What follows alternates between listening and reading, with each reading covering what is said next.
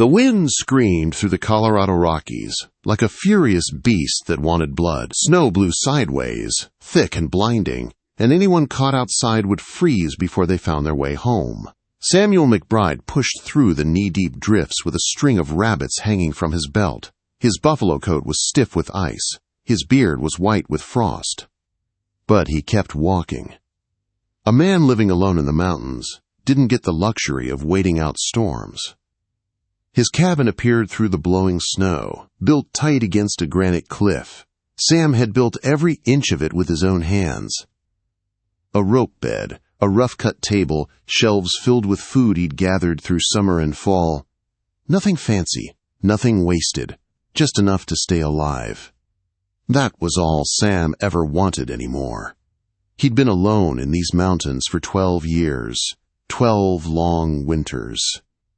12 years of choosing the cold over the pain of remembering what he'd lost. His parents gone to sickness, his brother buried far from home, and the woman he once loved choosing another man over him. He had walked away from the world and never looked back. Inside, he hung the rabbits near the door and stirred the fire until it burned bright again. He poured coffee and settled at the table, ready to clean his rifle. Outside, snow fell harder. December storms here didn't forgive mistakes. He was halfway through oiling the barrel when a sound cut through the storm. A knock. Soft at first, then desperate. Sam froze, every muscle locked tight. No one came this high in winter, not unless they were lost or dangerous. The knock came again, followed by a voice, a woman's voice. "Please, please, is anyone there? We'll die out here." Sam stood slowly, revolver already in his hand. He moved to the door without a sound. "Who's there?" he called. Another voice answered, weaker than the first. "Sir, please, we need shelter."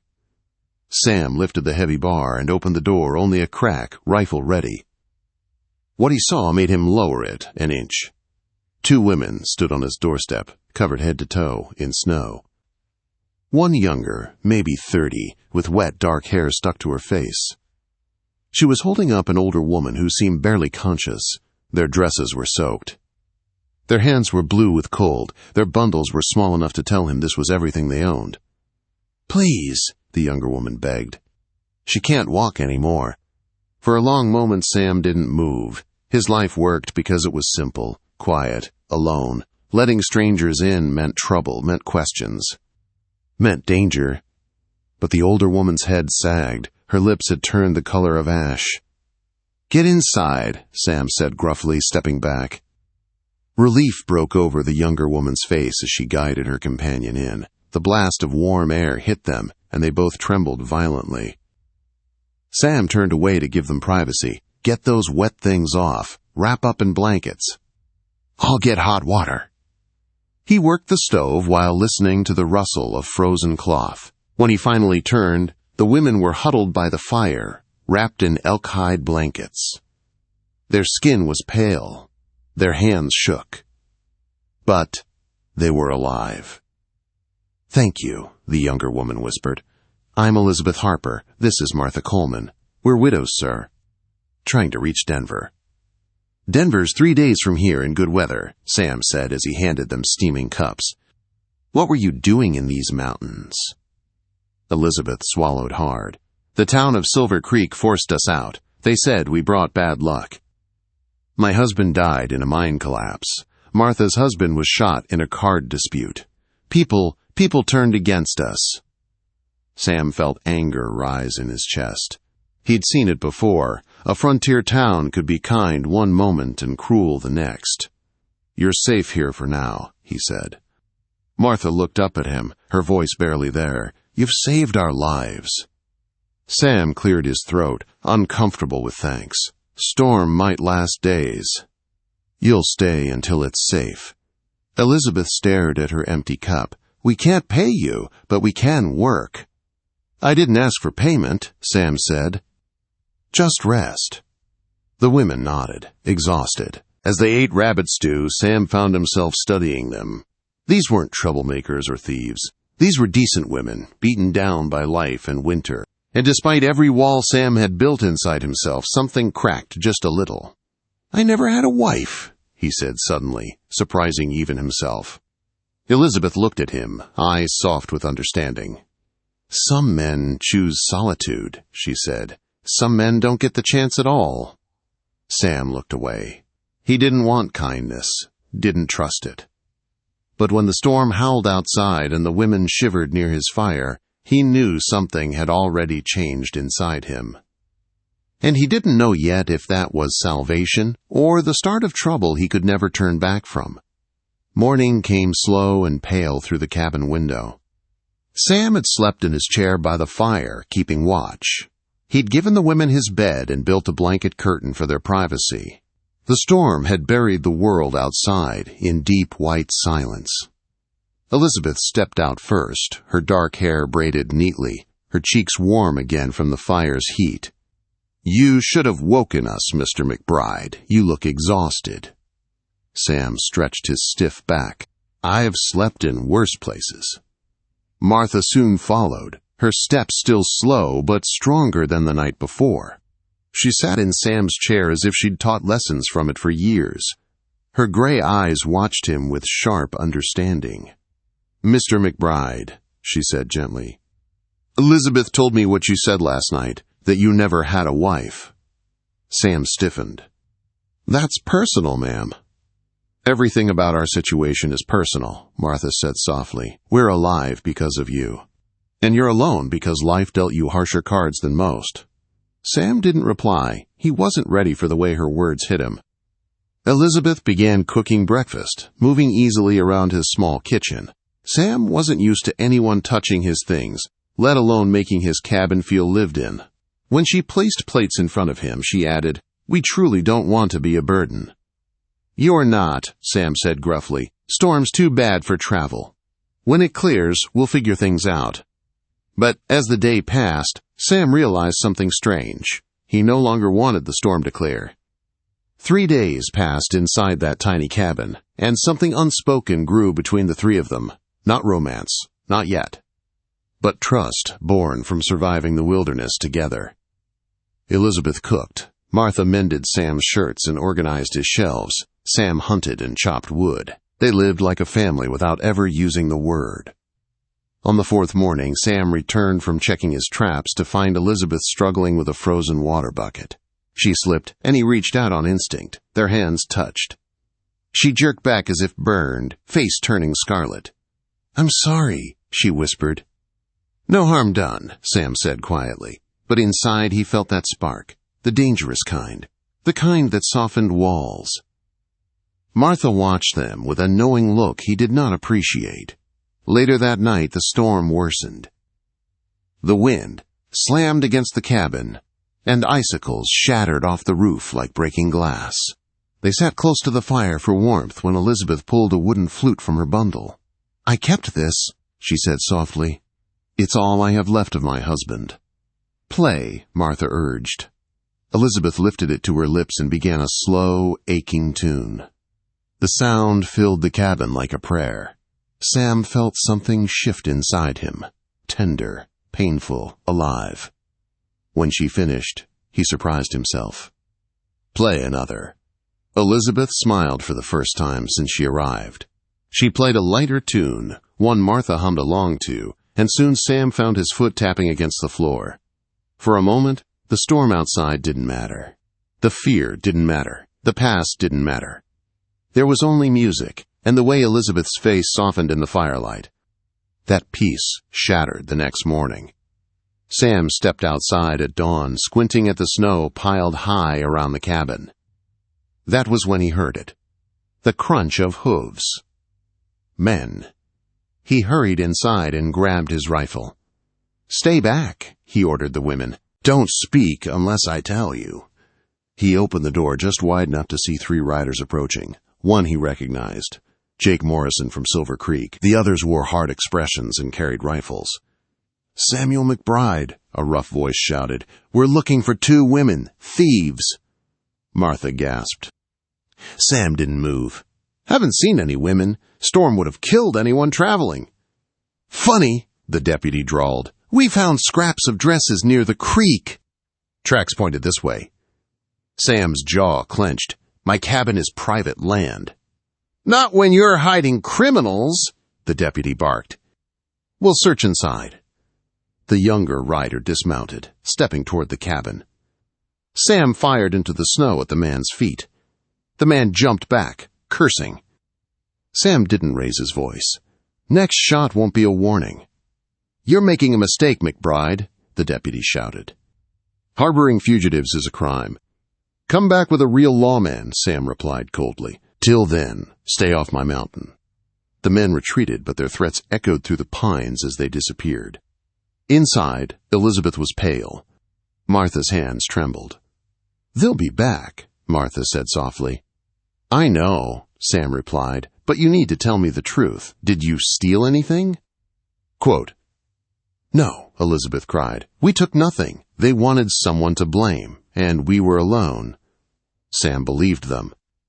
He felt the weight of a choice settle on his shoulders. Heavy, final, dangerous. "You're not facing them alone," he said. "I made that choice the moment I lied to them." Elizabeth stared at him, eyes shining. "Why risk everything for us?" Sam looked from Elizabeth to Martha, then to the snow-covered mountains beyond the window. He didn't know how to phrase it gently. "Because for 12 years I didn't care if I lived or died," he said simply. "You two reminded me what it feels like to care again." Martha placed a hand over his. "You've found a reason to live again, Mr. McBride," she said softly. "And we found a reason to hope." Outside, the storm still raged. Inside, something even stronger was beginning. The storm broke on the 7th morning, leaving the world buried in fresh snow so deep it looked untouched by human hands. Sam stepped outside with his rifle, scanning the ridgelines. The mountains were quiet, too quiet. He knew the men from Silver Creek hadn't given up. They'd return with more riders, more guns, more anger. Inside the cabin, Elizabeth helped Martha lace her boots. Martha's ankle had improved, but she still winced when she moved too quickly. "We can't stay here," Sam finally said when he stepped back inside. "Not after yesterday. They'll come looking again, and with more men." Elizabeth looked up sharply. "Then what do we do?" Sam paced the cabin. "There's an old cave system high up the mountain. I stocked supplies there years ago. If we leave at first light, we might make it before they find our trail." "It's dangerous," Martha warned. "So is staying," Sam replied. There was no arguing with that. They left at dawn, Sam breaking trail while Elizabeth helped Martha walk. Snow swallowed their legs with every step. The mountain fought them, but they climbed higher, pushing through the cold that bit at their skin and lungs.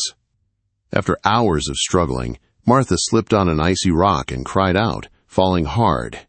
Sam rushed to her side. "You all right?" She shook her head, pain twisting her face. "Ankle." "We're not leaving you," Elizabeth said fiercely. Sam crouched and turned his back to Martha. "Get on." "But—" "Get on," he repeated. She obeyed, wrapping her arms around his shoulders. Elizabeth carried both packs, determination written across her tired face. Together, they climbed. When they neared the ridge, Sam saw dark shapes moving across the snow far below. "Riders." "They're tracking us," he said quietly. Elizabeth counted. 7, maybe 8. They didn't have much time. Sam led them to an abandoned hunting camp. It wasn't much, just a lean-to and a fire pit. But it could serve as a decoy. They made fresh tracks around it, kept a smoky fire burning, and left signs of staying put. Just before dusk, the distant sound of horses reached them. The riders stopped far enough away to avoid Sam's rifle, but close enough to watch. "They think we're settling in," Sam whispered. "Will they attack tonight?" Elizabeth asked. "No, not in this snow. They'll wait. Plan. Think they're smart." Martha nodded. "Then we slip out while they watch the wrong place." That night, after hours of fake noise and movement, they packed what little they had and slipped behind the lean-to into the dark woods. They moved slow and silent, Martha leaning heavily on a makeshift crutch Sam carved from a branch. The night was black, with no moon to guide them. They moved by instinct, trusting Sam's knowledge of the mountain, until the mine entrance finally appeared, a dark shape against the stone. Inside, Sam urged. They entered, and Sam rolled a large boulder across the entrance, not enough to stop the riders, but enough to slow them. Deep inside the cave, candles lit the narrow stone walls. The space opened into a hidden cavern with a small spring trickling from the rocks. "We're safe for now," Sam said. But he didn't believe they would get long. By morning, the pursuers had reached the mine entrance. Their voices echoed faintly inside the stone tunnels. Carlson's voice carried loudest. "We've got them trapped! Bring tools!" "We'll smoke them out if we have to." Elizabeth's hands shook. Martha placed hers over them. "Together," she whispered. "We face this together." Sam searched the cave again and found a narrow back passage. "This leads out the far side of the ridge, but it's tight. Martha might not make it through." "I will," Martha insisted. "I've come too far to die in a cave." The crawl was brutal. Martha grit her teeth until tears ran down her face. Elizabeth crawled behind her, pushing when needed. Sam led the way, carrying their supplies in his teeth when the tunnel was too tight. Hours later, they emerged into weak gray daylight. But they weren't safe yet. Shots rang out. Snow exploded near their feet. Sam jerked around. Men were pouring down the slope, having found the back exit sooner than expected. "Run!" Sam shouted. He grabbed Martha and hauled her forward. Elizabeth ran beside him. The forest was just ahead when another bullet struck the tree beside Martha's head. Voices yelled behind them, "Stop! You can't escape!" Sam set Martha down behind a fallen tree and raised his rifle. Elizabeth took his revolver. Martha lifted his small backup gun. They were outnumbered, outgunned, but not out of fight. Gunfire cracked across the mountainside. Sam hit one rider. Elizabeth hit another in the leg, her hands shaking but steady where it mattered. Martha fired her derringer and drove back a man trying to flank them. But the enemy kept coming. Sam's rifle clicked empty. Elizabeth fired her last shot. They were cornered. "Samuel McBride," Carlson shouted, "give us the women and we'll let you walk away." "You'll get them over my dead body," Sam shouted back. "That can be arranged." Before Carlson's men could close in, a deep, thundering voice exploded through the trees. "What in blazes is going on in my mountain?" Josiah Wells burst through the forest with 3 armed trappers behind him. His buffalo rifle boomed, sending Carlson's men scrambling. "Sam, get those ladies down!" Josiah roared. Within minutes, the tide turned. Carlson retreated, dragging his wounded with him.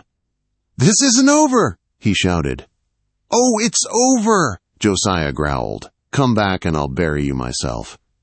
At Josiah's cabin, after Sarah Clement and her children found refuge, after Silver Creek justice crumbled after the truth finally came out, Sam stood before Elizabeth and Martha with his hat in his hands. Life had taken everything from him once, but somehow these women brought it back. He looked at Elizabeth, her eyes soft and full of hope. "Marry me," he said, voice steady. "Come back to the mountains. Help me build a home. Stay with me, both of you as family." Quote, Elizabeth didn't hesitate. "Yes." Martha wiped tears from her eyes. "About time, you fool man." They built a new life in the mountains. A refuge. A school. A haven for anyone trying to start over. Sam McBride, the lonely mountain man who once believed he'd never feel love again, found a wife, a mother, and a purpose.